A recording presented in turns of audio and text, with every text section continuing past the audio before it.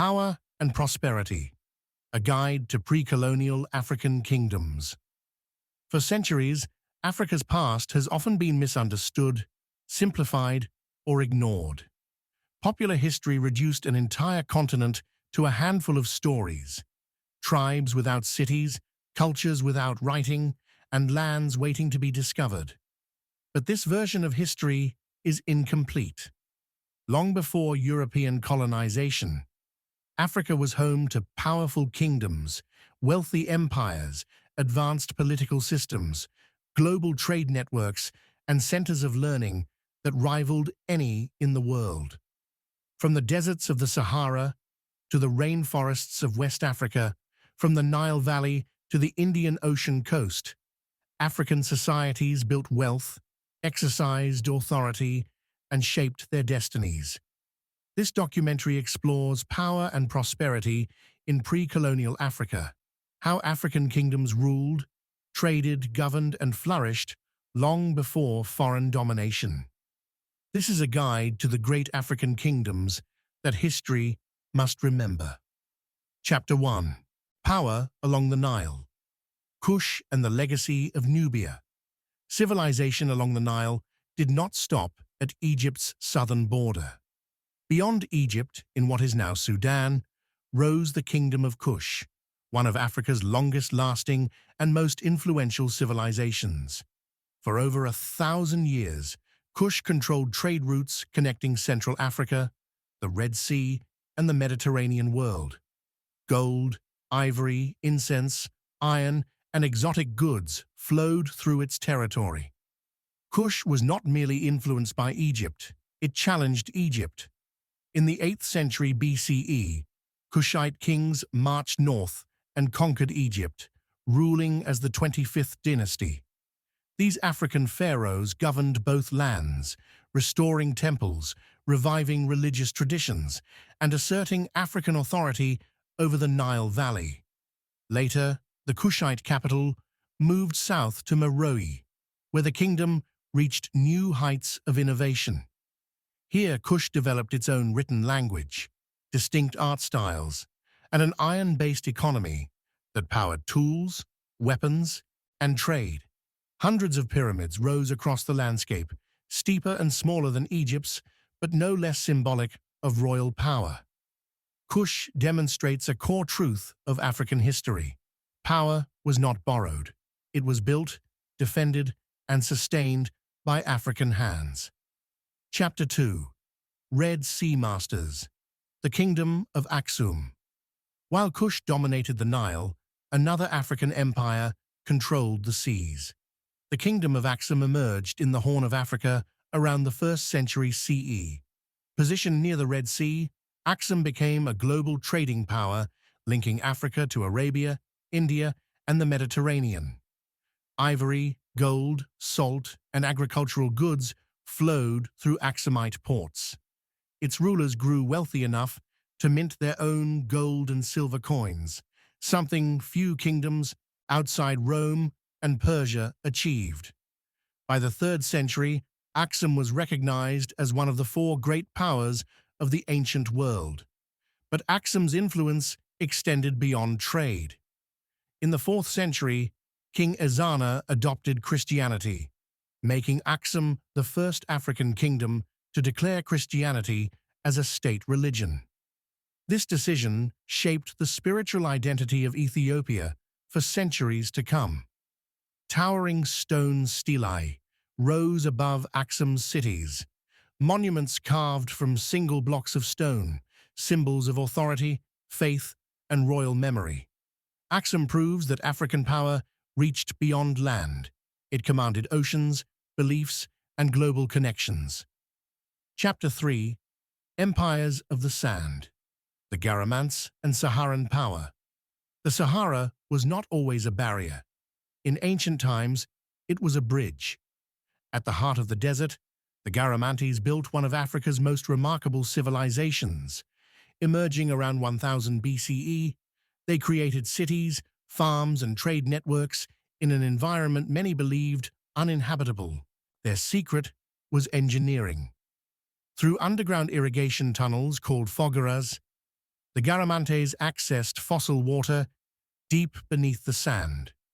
This allowed agriculture without rivers, rainfall, or surface water. They grew crops, raised animals, and supported urban populations in the desert.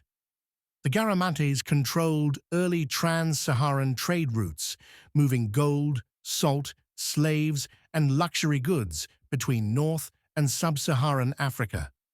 Their cities thrived for over 1,000 years.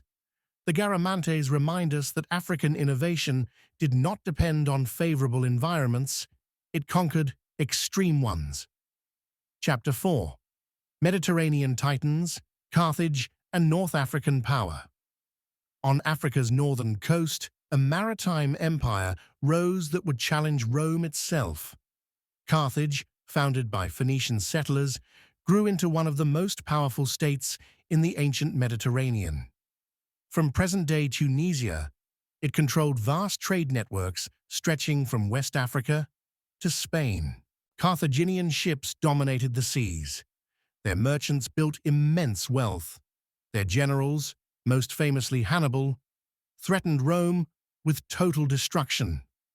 Carthage pioneered advanced shipbuilding, large-scale agriculture, and early forms of industrial production.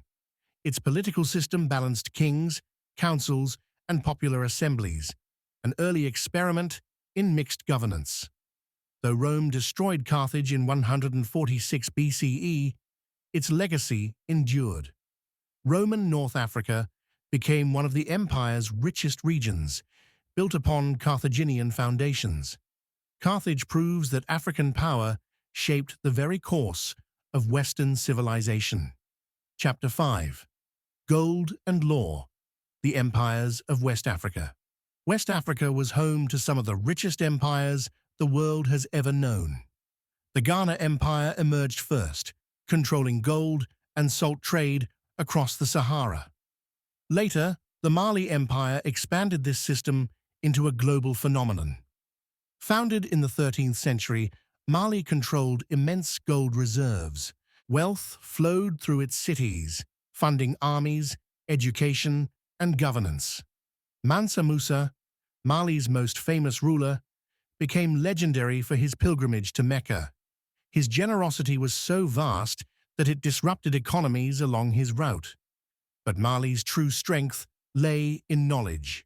Cities like Timbuktu housed universities, libraries, and scholars who studied law, astronomy, medicine, mathematics, and theology. Manuscripts produced here still survive today. Mali governed through law, tradition, and consultation. The Kurukan Fuga Charter outlined social rights, responsibilities, and justice, centuries before similar documents appeared elsewhere. West African prosperity was not accidental. It was organized, regulated, and protected.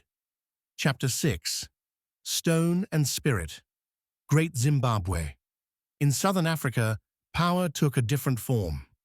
Great Zimbabwe rose between the 11th and 16th centuries as a monumental stone city. Built without mortar, its walls stand as some of the largest stone structures in pre-colonial Africa.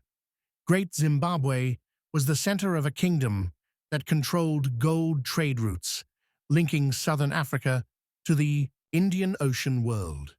Chinese porcelain, Persian glass, and Arab coins found at the site reveal how deeply connected this kingdom was to global commerce. But Great Zimbabwe was more than trade. Its architecture reflected social hierarchy, spiritual authority, and political control. The city was carefully designed to separate sacred spaces from royal and common areas. For centuries, colonial historians denied Africans could have built it. Today, Great Zimbabwe stands as undeniable proof of African architectural genius. Chapter 7. Order and Art. The Kingdom of Benin. In the forests of southern Nigeria, the Kingdom of Benin flourished as one of Africa's most organized states. Benin developed a centralized government led by the Oba, supported by councils, guilds, and officials. Its streets were wide and planned. Its laws were enforced. Benin's artists created bronze masterpieces, intricate plaques, and sculptures cast using advanced techniques. These works recorded history, rituals, warfare, and royal authority. European visitors in the 15th century described Benin as orderly, clean, and impressive. Benin's power lasted until the late 19th century, when colonial invasion ended its independence. Yet its art and political influence endure, standing as symbols of African sophistication and resilience. Chapter 8. The Swahili Coast, Africa and the Indian Ocean World. Along Africa's eastern coast, city-states flourished through trade, culture, and diplomacy.